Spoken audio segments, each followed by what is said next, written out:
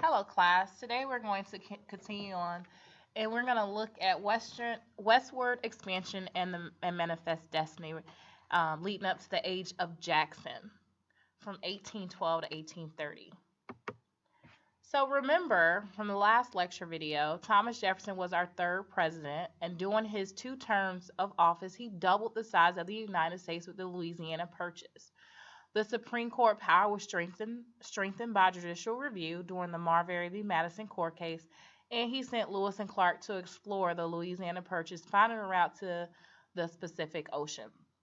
Because of the War of 1812, Americans gained confidence and patriotism because it showed that we were able to defeat Britain again, a second time, even with an ill equipped army and not a great navy.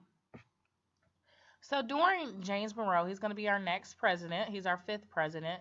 You're going to have what is called the era of good feelings. With the end of the War of 1812, the Republican Party took firm control of the government. President Monroe wanted to promote unity. His popularity increased, causing no one to run against him in the 1820 election. However, our first two political parties, one will fade away, and it will be the Federalist Party that was Adam John Adams was a member of.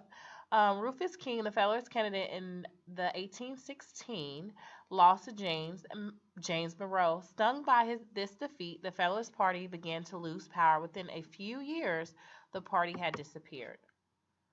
So during this time, we're looking at building a national economy or a federal economy. You're going to have two individuals. You're going to have Henry Clay, John Calhoun, and Webster. Clay spoke for the people in the West who thought the country needed better roads and canals to transport goods from one region to another. Calhoun spoke for the interests of the South. While first a defender of nation unity, he later put more emphasis on the ideals of states' rights. Webster became a spokesperson for the Northeast. At first, he opposed high tariffs, and tariffs are taxes that is added to goods that come from a foreign country to increase the price so Americans will buy American made goods because they're supposed to be cheaper without tariffs. But he later came to support them as a way of protecting industry. So at this time, the economy needs to be stimulated. And we did have a first bank in 1791, but the charter had ran out, and so we didn't have a bank anymore. And this is the federal bank that Alexander Hamilton pushed. So in 1811, the first bank ceased to exist, causing the economy to suffer. To help Congress, created a second bank in 1816 that lent money to individuals and controlled the money supply, and this helped bring our economy back on. They also passed a tariff, which I said was a tax. After the War of 1812, British began selling their products in the United States at a cheaper rate than American-made products. This caused New England businesses to fail. Congress responded with the tariff of 1816, causing foreign-made products to increase in price. Also in 1818 and 1824, Congress passed even higher tariffs that basically it just motivated people to buy American made goods, which that money is put back into our economy, which helps our economy versus people always buying foreign made goods. Clay had this idea, it was called Clay's American System, where he proposed high tariffs and a federal program of public works, but it never fully became government policy because it wasn't supported. We're going to look at 3 important Supreme Court cases or rulings. You're going to have McCulloch v. Maryland. The court protected the second bank of the United States. A state, Maryland, tried to tax a federal agency, the bank, and it ruled that it was unconstitutional because remember, federal government is basically the supreme law of the land. The Constitution is the supreme law of the land, which is federal government, and federal government is more powerful than state and local government. So a state government cannot go and tax a federal government. Like, you can't do that. So that is going to show the power of federal government, that court case. And then you're going to have Dartmouth College versus Woodward, where the charter of Dartmouth College was a private contract. And so it ruled that the charter was constitutional and it's going to promote capitalism, the whole aspect of private owned businesses or private business ownership, saying that, hey, it is okay to have those things. And again, present day, we are a very capitalistic society because people can go out and create their own business and it be respected and legit. You're going to have Gibbons v. Ogden, which again will show another power of the federal government. The court again supported federal power. States cannot regulate interstate commerce, only federal government. So they can regulate commerce within that particular state, but once it crosses borders, then it becomes the job of federal government. So how did we deal with other nations? Our country is constantly growing. We have a west, a north, and a south now. So Spain's power has steadily weakened over several hundred years. Spain's control was weak in Florida. So Andrew Jackson attacked Florida. Jackson attack on Florida showed that the United States could take over Florida whenever it wanted to. And this is before Andrew Jackson becomes president. This is him as a soldier. So Spain thought about it and said, look, we might as well give Florida to the United States because if they want to, they can really take it.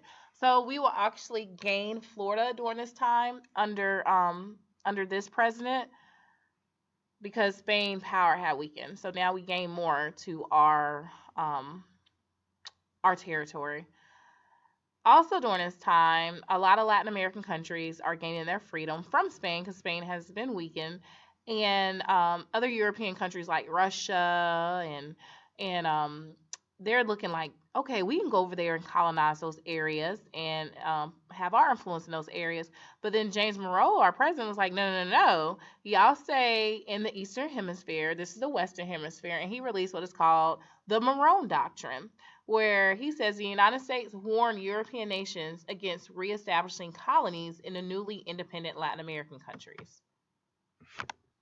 And they honored that. They didn't come over to the Western Hemisphere and try to settle those areas. So we are going to have two presidents that we're going to look at. We're going to look at President Andrew Jackson and Jacksonian democracy. But before we look at him, we need to look at the election of 1824. In 1824, there was heated race for president. There were 4 men hoping to replace James Monroe as president. These 4 men were John Quincy Adams. He's going to be the son of John Adams, which is our second president. William Crawford, Henry Clay, which is known as the Great Compromiser, and Andrew Jackson. He's the same soldier that went into Florida, and it just woke Spain up and saying, hey, we can't protect Florida. We might as well just give it to the United States. So the election results, and the winner is John Quincy Adams. Jackson won the popular vote but did not receive the electoral vote. According to the Constitution, if one person wins a majority of electoral votes, the House of Representatives must choose the president, and that's during this time period. So the House of Representatives chose John Quincy Adams to be the 6th president. This upset Jackson a lot. Jackson felt that Adams had stolen the presidency from him. He was so upset, he was determined to run again in the next election and win as president in 1828. This sounds very familiar with the election of 2016 with the whole electoral college versus popular vote. So how was John Quincy Adams as our president? He accomplished little. Even though he had big plans for the nation, he did support Clay's American system and wanted federal government to play a larger role in supporting the American economy. Adams never won the trust of the American people. He served only one term, so it's kind of similar to his father. His father only served one term too. Voting in the 1820s will start to change. In the beginning of our nation's history, the only way you can vote if you were a white male that owned property. That was a big thing. So during this time period, they removed the requirement of owning property, and they said all adult white males, I spelled males wrong and put makes, but it's all adult white males now can vote and hold office. So that was a big thing because it's going to help Jackson, because a lot of people saw Jackson as just the common man guy. So it is going to cause a political party split. For the next 4 years, the gap in the Democratic-Republican Party grew wider, and the party was about to split in two. Some in the party supported Jackson, and others supported Adams. So what happens in the election of 1828? Andrew Jackson becomes president, and this is seen as a victory of the common man. Andrew Jackson claimed that he represented the common man. He said that Adams represented people who were privileged and wealthy. The vision the division eventually created the two political parties. The Democrats, they came from the supports of Jackson, and then the National Republicans, they supported Adams. So Andrew Jackson wins, and he looks out for his friends, which we don't have this today. We have what is called a merit-based system. Like, you have to be qualified for whatever position you apply for, but they didn't have that then. So when Andrew Jackson became president, he fired many of the government officials and replaced them with his friends and supporters. This practice of giving government jobs to his political backers became known as the spoil system. In many ways, Andrew Jackson was spoiling his friends by giving them jobs in the government, and some of them wasn't even qualified. This system will change, and we'll talk about it later on, because a president actually ended up dying over this spoil system because he gave a position away to one of his friends, and the person that was qualified for it was very upset and went after the president. So the last thing we're going to talk about is Native Americans in the Southeast. So although our country is growing, we still have a presence of Native Americans. So since the 1600s, white settlers pushed Native Americans westward as they took more and more land. However, by 1820, there were still about 100,000 Native Americans living east of the Mississippi River. This is a problem. So some whites hoped that these Native Americans could adapt to the white people's way of life. Others believed the Native Americans were uncivilized and refused to live near them. The Cherokee Nation, more than any other southeastern tribe, the Cherokee Indians had adopted white culture. The Cherokee had their own constitution. They spoke English. They sent their kids to missionary schools, and some even owned slaves. So they were trying to belong. However, there became conflict over land occupied by Native Americans. Jackson's removal policy. However, gold was discovered on Cherokee land in 1828. The discovery of gold made the Cherokee land very desirable, and whites wanted it. So in 1830, Andrew Jackson passed the Indian Removal Act that required Native Americans to give up their land and relocate west. Andrew Jackson gave them 1 year to leave. And this is where you have what is called the Trail of Tears. In 1838, federal troops rounded up over 16,000 Cherokee men, women, and children and forced them into camps. Soldiers then gave the people an hour to pack up everything from their homes and get ready to leave. Most people ended up with nothing more than clothes on their back.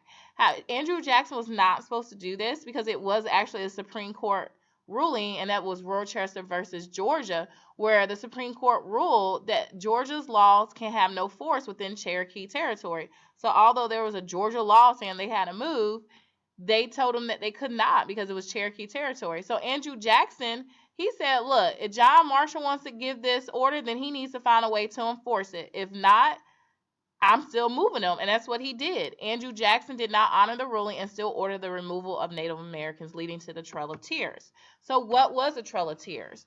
Over the fall and winter of 1838 to 1839, these Cherokees set out on the long journey west. They were forced to march in the cold, rain, and snow without proper clothing or food. Many grew weak and died. It is estimated that 1/4 of the 16,000 Cherokee people who were forced to march west died. That's 1 out of every 4. This harsh journey of the Cherokee from their homeland to Indian Territory in Oklahoma has become known as the Trail of Tears. And this is just showing the movement of the Trail of Tears, but a lot of people died. A lot of Native Americans died, and they really were not even supposed to go because of what the Supreme Court ruled. And that concludes this lecture video.